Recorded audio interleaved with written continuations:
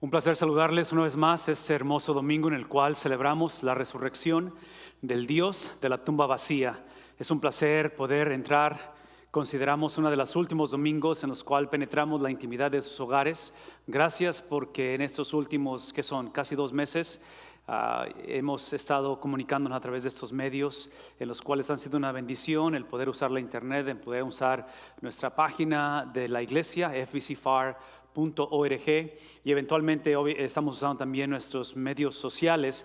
Pero por encima de todo esto se ha llegado el tiempo. Estamos literalmente a una semana de poder regresar a nuestras reuniones presenciales, ¿sí? Así como lo están escuchando, Dios mediante este próximo 24 de mayo tendremos la oportunidad de poder congregarnos y poder celebrar. Es obvio que estamos siguiendo ciertas medidas, estamos siguiendo ciertos parámetros para poder hacer de nuestra reunión aquello que realmente beneficia a la iglesia, aquello que realmente minimice las distracciones y sobre todo que nos permita encontrarnos con la presencia de Dios. Más de esto hablaré al final de nuestro tiempo juntos. Por el momento quiero invitarles a que vayan a la palabra de Dios. Si tienen una copia, ya sea de una de las versiones de la Biblia o tal vez lo tengan electrónicamente en sus dispositivos, en sus teléfonos, en sus tabletas, quiero que vayan conmigo por favor a Primera de Pedro. Y estamos concluyendo este primer capítulo de esta mañana, en la cual hemos hablado y específicamente hablar acerca de regresar a nuestros cultos, regresar a nuestra celebración congregacional. Tiene que darnos un poquito de advertencia a la palabra de Dios, donde aun cuando vamos a hablar esta mañana de lo que implica, quiero que esta mañana iniciemos hablando de lo que no implica. Y una de las cosas que creemos que no implica el regresar a estar juntos y congregarnos es precisamente el énfasis que hemos hecho con respecto a la pausa. Lo que no hemos hecho por las últimas 7 semanas que hemos estado fuera es precisamente pausar. Creemos que la palabra de Dios nos insta, nos llama, y cuando regresemos dentro de una semana, el día 24, vendremos para literalmente hacer un nuevo inicio. Es algo completamente nuevo. Lo nuevo de lo que venimos a hacer está basado en lo que es inmovible, que es el Evangelio. Así es que esta conversación que hemos tenido ya básicamente por 7 semanas con respecto a esta nueva experiencia de hacerlo de una manera virtual, tenemos la confianza y tenemos la certeza de que al ser basado en la palabra de Dios, todo lo que hemos hecho, todo lo que hemos comunicado, todo lo que hemos cantado, todo lo que hemos orado, entre semana nos reunimos para celebrar la presencia de ese Dios, todo eso ha estado basado en algo inmovible. ¿Y por qué es inmovible? Porque no puede cambiar. Es precisamente que la base ha sido en el hogar.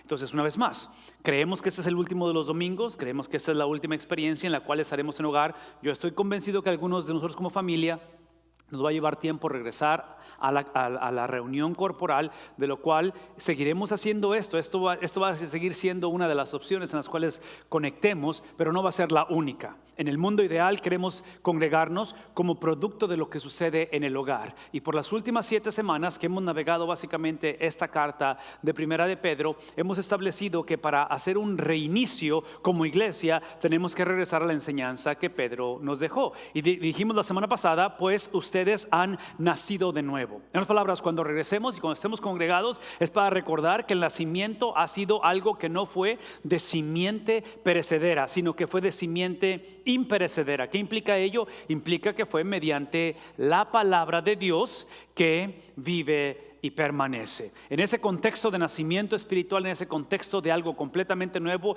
donde no está hablando de la modificación de la condición del hombre, está hablando de un nacimiento. Creemos que esta es la fuente del hogar. Esto es lo que produce un hogar, esto es lo que tiene que celebrarse a nivel hogar. Lo que hace el apóstol Pedro es que, hablando a la audiencia de hace 2000 años, a la iglesia hace 2000 años, los está llevando a considerar ese tipo de enseñanzas en un contexto donde, otra vez, a nivel familia, a nivel orgánico, a nivel iglesia que está siendo perseguida, porque los lleva a lo que es la palabra de Dios, lo que los lleva precisamente al Antiguo Testamento. Y él, hablando del Antiguo Testamento, dice: porque todo mortal es como la hierba y toda su gloria como la flor del campo. La hierba se seca y la flor se cae. La iglesia está pasando una temporada en la cual, una vez más, están viendo la transitoriedad de la vida. Están viendo cómo personas están falleciendo por el evangelio. Están viendo cómo la maldad está incrementando. Hace 2000 años y eventualmente da la impresión de que la eternalidad de Dios se está como poniendo en un contexto medio nublado, medio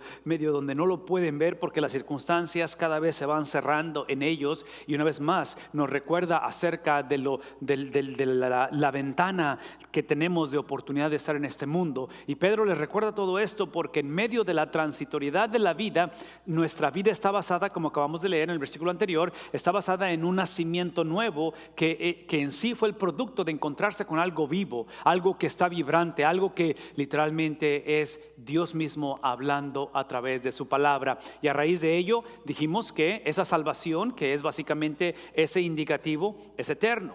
Esa salvación que se ha creado en la vida del ser humano, que creemos que es la base con la cual nos reuniremos dentro de una semana para proclamar esa salvación, es de que estamos conscientes que nuestra actitud, que nuestra experiencia como seres humanos, como mortales, es el lenguaje que usé hace un momento, es temporal. Pero esa transitoriedad de nuestra vida es simplemente para exaltar lo que es la eternalidad de nuestro ser. En otras palabras, estamos limitados en una cronología en la cual, en este caso, hablando de la iglesia perseguida, les conviene que sea temporal porque el sufrimiento es extremo. Les conviene que sea temporal porque están pasando hace 2000 años por el valle de sombra y de muerte. Hoy en día, al pensar en la pandemia, y aunque todavía estamos en medio de todo ello y estamos tratando de hacer ese reset, de reiniciar, de reempezar cosas, cuando se trata de negocios, de escuelas, de iglesias, tenemos que traer a nuestra mente de que lo temporal, o en este caso la vida, las experiencias buenas o malas, tienen que procesarse a través de lo eterno. Y ahí es donde él concluye el apóstol Pedro en el capítulo 1 diciendo: pero la palabra del Señor permanece para siempre. Una vez más, nuestra vida es temporal en el sentido de que estamos como personas, como peregrinos, como transitorios. La palabra de Dios permanece para siempre, y esta es la palabra del evangelio. Esta es la palabra del evangelio en la cual se les ha anunciado a ustedes. Una vez más, traten de conectar la conversación de Pedro hace 2000 años. El sufrimiento es extremo, la confusión es extrema, los padecimientos al parecer simplemente van a arreciar y van a incrementarse en la vida de la iglesia hace 2000 años.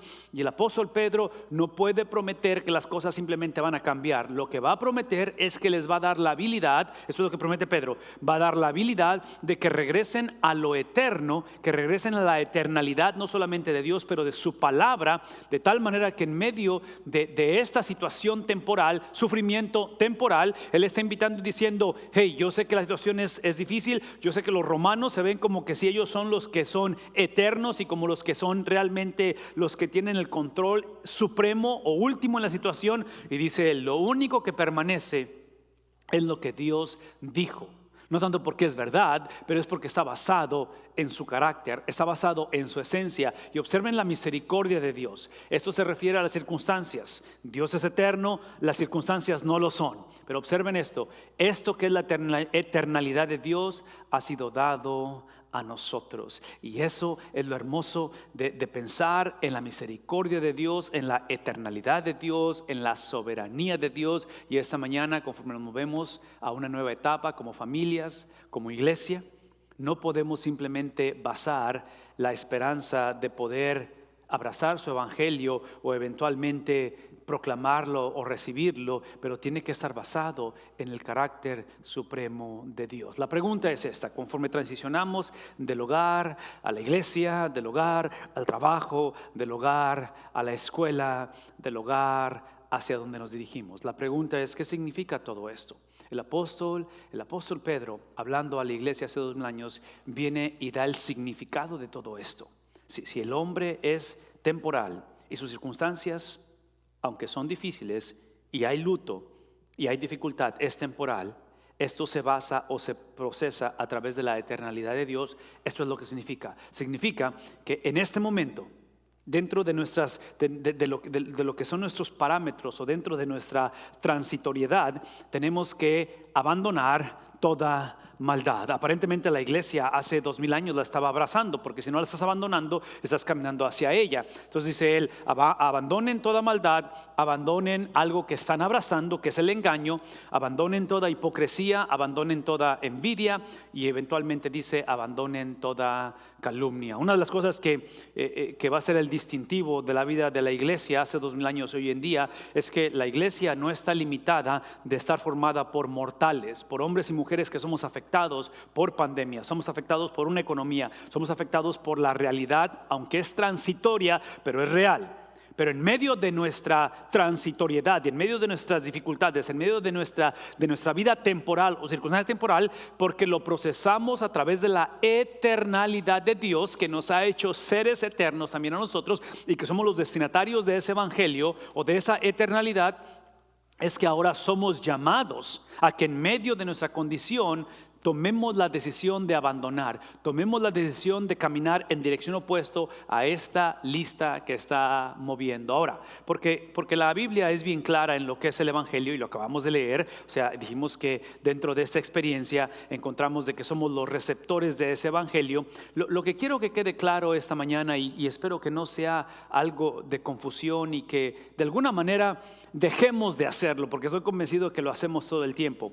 Cuando hablamos acerca de este abandono, cuando hablamos acerca de literalmente movernos en dirección opuesta, es la imagen de literalmente desprenderse de algo. Es como el quitarse de algo. En mi mente, lo que me vino a la mente cuando leí esto y la imagen que está dando el apóstol Pedro es precisamente las máscaras que usamos. Cuando usamos las máscaras, sí, en el mundo ideal es que no podemos volver a usarlas, por lo menos tienen que ser lavadas, tienen que ser de alguna manera puestas en una condición donde no nos afecte ello. Entonces, el concepto de abandono es el de despojarse de algo, de lo cual no estoy en contra de que lo hagamos, simplemente quiero que nos aseguremos que lo que está refiriéndose en ese abandono o en ese despojo es precisamente basado en lo que es el evangelio, no en la conducta de aquellos que han sido salvos.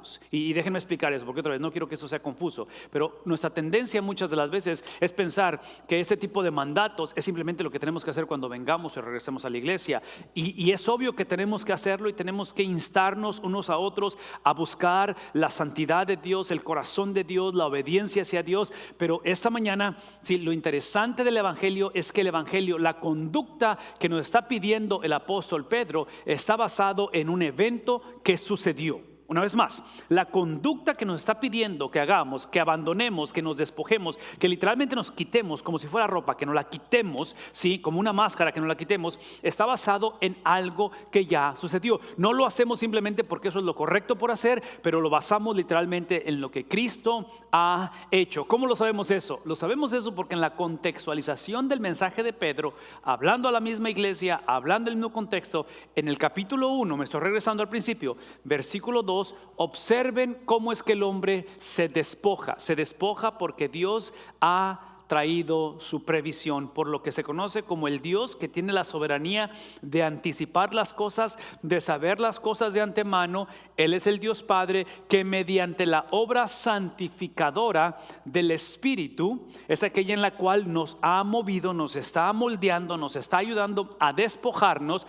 ¿Para qué? No simplemente para quitarnos la maldad, la envidia y todo lo que hagamos de enlistar, ¿sí? Es para que produzca obediencia. Y menciono todo esto porque si vemos estos mandatos simplemente como una conducta, como simplemente decir, ahora que salimos de la pandemia, ahora que regresamos al trabajo, ahora que conseguí trabajo, ahora que regresamos a la iglesia, tenemos que ser una iglesia diferente, pero no ha cambiado el corazón del hombre. En otras palabras, esto que estamos describiendo no es simplemente que esta gente tenía malas costumbres, malos hábitos, venía de una familia conflictiva. Es simplemente que está hablando de personas que parte del problema era el corazón de ellos. Por eso cuando habla acerca de este abandono, está basado en la obra redentora del Dios Trino, del Padre. Observen que es el Espíritu que está llevándonos a obediencia, y esa es la obediencia de Jesucristo. Es el Espíritu que santifica nuestras vidas para obediencia, de la cual dice y ser redimidos por su sangre, que abunden en ustedes. ¿Qué cosa?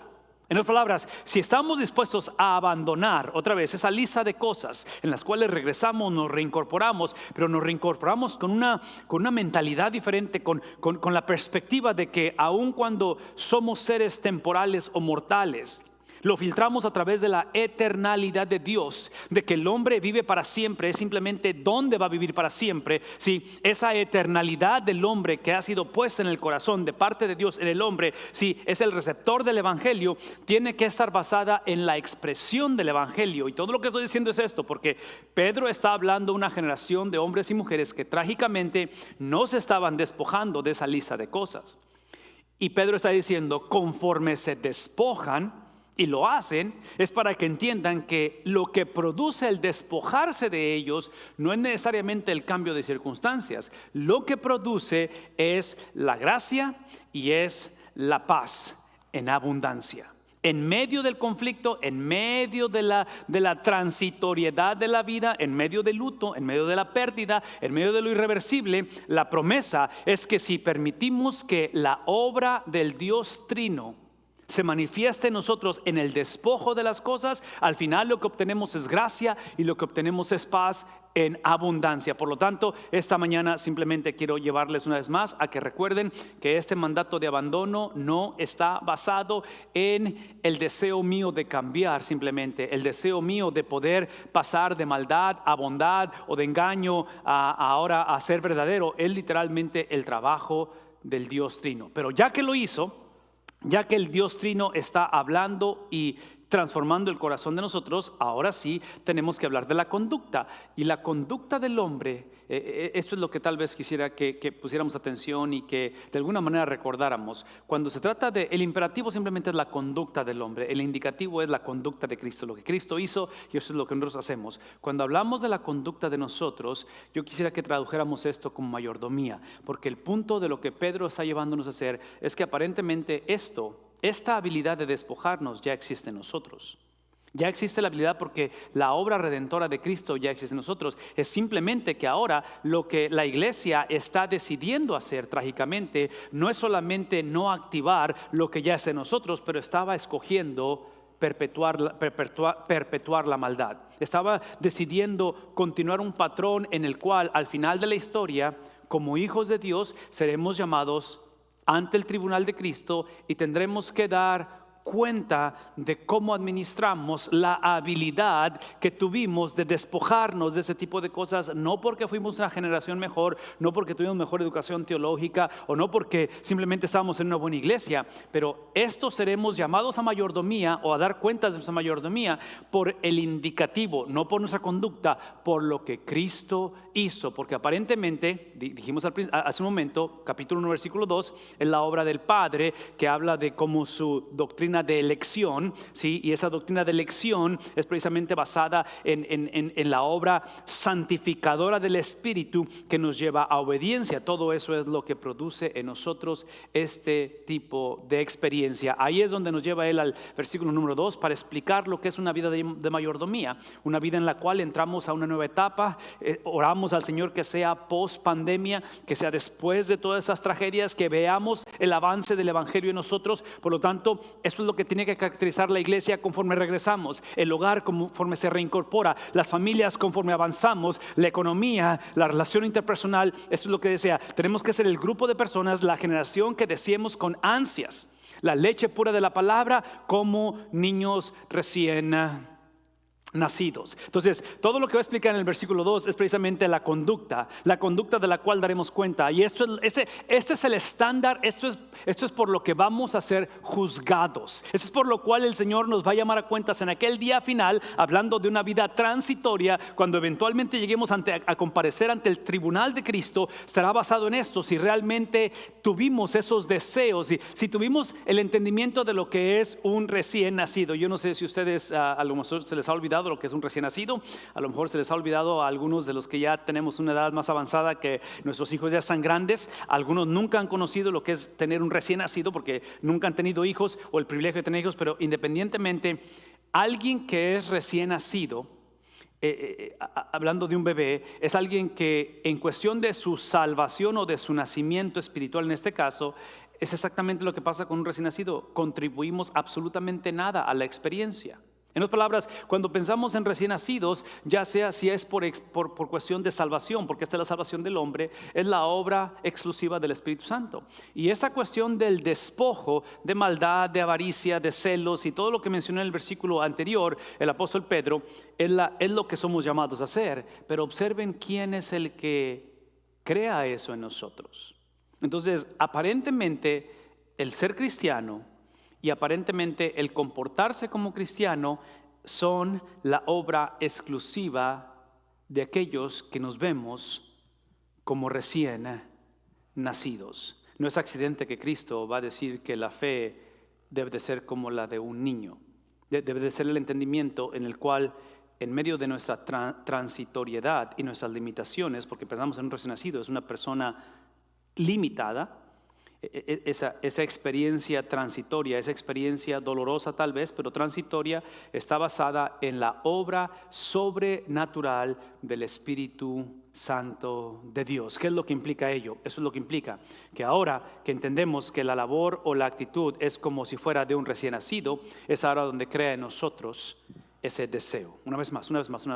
Esta cuestión, esta posición, este entendimiento de quiénes somos en esa experiencia de despojarnos en lugar de continuar la lista de cosas que ya nos dio, ¿sí? Está basado en que ahora entiendo que mi actitud y mi manera de pensar, en lugar de creerme un sabelotodo, en lugar de pensar de que yo cambio cuando yo quiera, o la otra experiencia trágicamente es cuando la persona dice yo nunca voy a cambiar, independientemente cuál sea nuestra conducta o nuestra perspectiva, él dice como niños recién nacidos, que depende completamente de la ayuda o de su subsistencia de alguien más, que en este caso el Espíritu Santo, ahora lo que produce es el desear. Esta cuestión de deseo es literalmente es algo extremadamente fuerte que se produce en el corazón de la persona. Ese deseo es cuando hablamos acerca es el concepto de que se apetece algo con una profundidad, de que no es accidental, de que no es algo que nada más viste en la televisión y dijiste, se me antojó eso. No, estás hablando de algo que es intencional, porque está hablando acerca de un deseo en el cual, y escuchen lo que dice ahí, estamos hablando de que ahora una característica de alguien que vive el resto de sus vidas como un recién nacido, ya sea en su conversión y en su conducta como conversión, es aquel que anhela, tiene ese entendimiento con la intencionalidad y agresividad y pasión de crecer y de desarrollar su madurez. ¿Qué es el punto aquí? De que cuando se trata de una generación en el hogar, en la iglesia, que está batallando con sus deseos, potencialmente es porque hemos caído en el error de pensar que eso sucede automáticamente. Todo lo que estoy diciendo es que la persona cuando nace de nuevo en Cristo Jesús no implica que está llena de su Espíritu Santo, implica que está sellada por Él, pero ahora tiene que llevar a cabo lo que se le llama santificación, es el proceso. Entonces, al no ser automático el proceso de desear o de cambiar la inclinación, porque Pedro está diciendo, la inclinación de ustedes ha sido hacia, en este caso la maldad, hacia la avaricia, hacia las cosas que se oponen al carácter de Cristo, son salvos, simplemente que tienen unos deseos, tienen una inclinación. El cambio de esa inclinación ahora es un proceso de madurez y crecimiento que está basado como un niño recién nacido en la obra del Espíritu Santo. Así como obró para salvación, ahora está obrando para crear esto en ti, de tal manera que lo que entendemos es que la salvación es instantánea, pero el caminar o el deseo de las cosas que van de acuerdo al carácter de Cristo es literalmente un proceso. Y aquí es donde el apóstol Pedro nos lleva a conversaciones extremadamente importantes, porque la pregunta es ¿qué deseamos? En otras palabras, estoy consciente que mi apetito por muchos años ha sido sobre esto y he batallado con esas áreas, y Pedro enlista algunas de ellas. Pero si va a cambiar la inclinación de mi apetito o mi deseo, ahora va a cambiar hacia qué, y dice él, va a cambiar hacia la leche pura.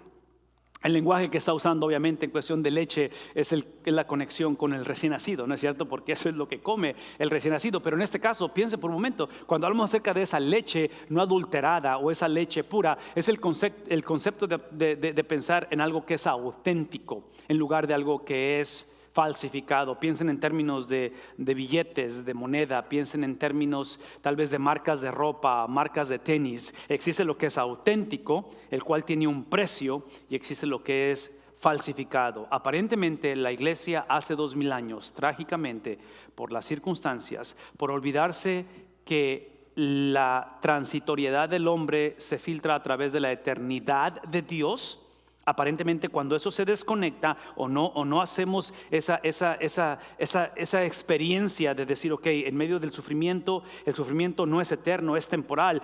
Eterno va a ser la experiencia con Cristo. Lo que sucede es que a lo auténtico le llamamos falso y a lo falso le llamamos auténtico. Hoy en día existe predicación, hoy en día existe mucha enseñanza de la Biblia que aparenta ser auténtica y trágicamente está llevando a personas a experiencias en las cuales no se les caracteriza la transformación de sus deseos o su apetito, y trágicamente sigue siendo algo que promovemos o que justificamos. Es por eso que aquí simplemente entendemos esto. Cuando se trata de la leche auténtica o la leche pura, hablando de la purificación de ello, es el recordar, y eso es parte de la madurez, es el recordar que lo auténtico, cuando se trata de nuestro caminar, de experimentar la transitoriedad de la vida, lo auténtico es que toda experiencia, por favor, eso es importante, toda experiencia de la vida, toda decisión que tomemos, todo sentimiento que experimentamos o literalmente todo pensamiento que se nos viene,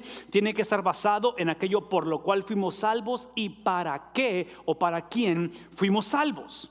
Lo auténtico no está en la habilidad que tenemos de despojarnos de las cosas o de mejorar o de cambiar nuestros apetitos. Y no estoy en contra de que mejoremos o seamos mejores personas, o ahora que pasamos por la pandemia aprendimos la lección y realmente estamos trayendo una mejor experiencia como familia. Pero lo auténtico no es literalmente lo que ve la gente en mí o lo que yo siento. Lo auténtico es por la razón por qué fui salvo, y fui salvo exclusivamente por lo que Dios dijo. Eso es el indicativo, lo que Dios dijo, y literalmente fui salvo para lo que Dios dijo. Y menciono todo esto porque aquí es donde tenemos que recordar que la palabra de Dios es literalmente Cristo, el cual ha sido encarnado, es la palabra encarnada, pero específicamente en esta época, hace 2000 años y en un momento como este, en el cual todos estamos tratando de reconstruir, todos estamos tratando de movernos hacia algo que sea genuino, que perdure, que aprendamos la lección, que no nos pase otra vez, si acaso sucede esto y otra pandemia se viene o lo que venga.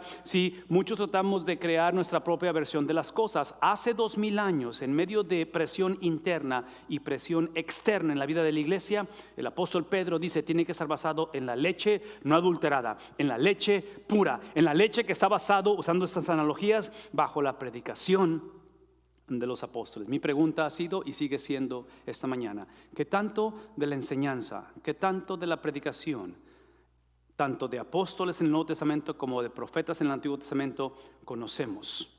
¿Qué tanto abrazamos? ¿Qué tanto repetimos? ¿Qué tanto memorizamos? ¿Y qué tanto de ellos está basando lo que es auténtico en nuestras vidas? Esta mañana simplemente quiero dejarles con lo siguiente, porque no solamente está llevándonos a esa pureza de lo que es la leche no adulterada, pero observen que al final dice así: por medio de ella van a crecer, ¿en qué cosa? En su salvación. Es simplemente la experiencia de entender que al final de la historia Pedro no está prometiendo un cambio de circunstancias, solamente está diciendo: ese crecimiento de la salvación es que al final de la historia la perseverancia de ustedes a través de una pandemia, la perseverancia de ustedes a través de las experiencias más difíciles, la perseverancia de ustedes a través de lo nunca antes pensado, veme tantito, la perseverancia de ustedes en medio de lo que es la transitoriedad de la vida, esa perseverancia es hasta cierta manera la certeza que podemos experimentar en momentos como estos de que nuestra salvación llegará a una culminación, de que la inversión que hemos hecho de caminar, de despojarnos, de avanzar hacia el corazón de Dios y abrazar no solamente la palabra escrita, pero la palabra hecha carne, manifestada a través de la enseñanza de estos hombres llamados apóstoles, es literalmente porque un día, aunque esto es difícil, aunque esto es imposible, aunque esto literalmente ha implicado pérdidas y luto y momentos en los cuales no hemos entendido, es que un día llegaremos a la culminación de todo lo que se nos ha prometido. Y es por eso que él simplemente concluye esta mañana llevándonos al versículo 3, donde dice: ahora que han probado lo bueno que es, no el cambio de las cosas, ahora que han probado lo bueno que es una vida después de pandemia. Sí, eso no es lo que está diciendo Pedro. Lo que está diciendo Pedro es simplemente todo lo que han probado en medio de una vida transitoria, con experiencias y calamidades, porque están sufriendo. La bondad del Señor, lo bueno del Señor es que les está dando la libertad de filtrar la transitoriedad de la vida a través de su eternalidad. Y parte de este mensaje, parte de esta experiencia es que el Dios que es trascendente, el Dios que es eterno, el Dios que está por encima de todas las experiencias del ser humano, es el Dios que ha venido y nos ha hecho copartícipes. Es el Dios en el cual ha amado a esta generación hace 2000 años, te ha amado a ti, me ha amado a mí, no simplemente porque desea una mejor versión de nosotros, una generación que ha aprendido su lección y que Dios mediante, ahora que estamos en el año de elección como nación en Estados Unidos, vamos a elegir mejor que años anteriores. Ese no es el amor de Dios. El amor de Dios es que Él ha puesto en nosotros el indicativo, Él ha puesto en nosotros su espíritu, Él ha puesto en nosotros el carácter, la esencia, la justicia, la perfección de Cristo en cada uno de nosotros, de tal manera que podemos abiertamente confesar esta mañana de que como generación, en medio de una pandemia, como iglesia, al regresar a nuestras reuniones corporales, a nuestra reunión como congregación, es que hemos, en medio de lo imposible, en medio de lo irreversible, hemos aprobado, hemos contemplado, hemos creado un apetito de la bondad de nuestro Dios. Si nunca has tenido la experiencia de probar, de saber, de conocer la bondad de Dios, hace 2000 años Él se encarnó y vino a este mundo para mostrarte su bondad, su amor. La realidad es que Él regresa pronto. Él ha anunciado su regreso, y cuando Él viene, Él no viene para mostrar su bondad.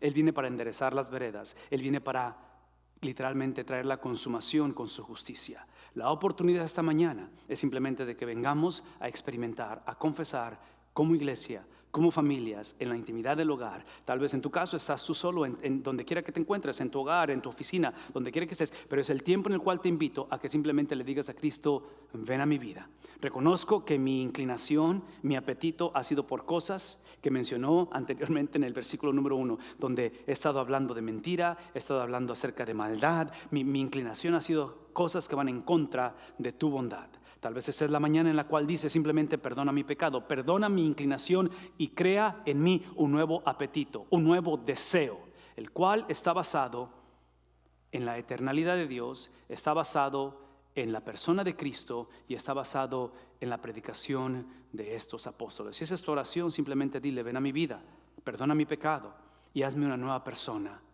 Permite que esta mañana yo pueda, con una generación de hace 2000 años, con los muchos que lo están haciendo en un día como este, confesar y decir abiertamente, a través de la gracia de Dios, que hemos probado, que estoy probando de la bondad de Dios.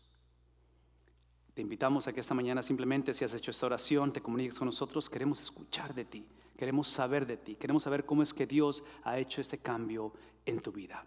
En el nombre de Jesús. Amén.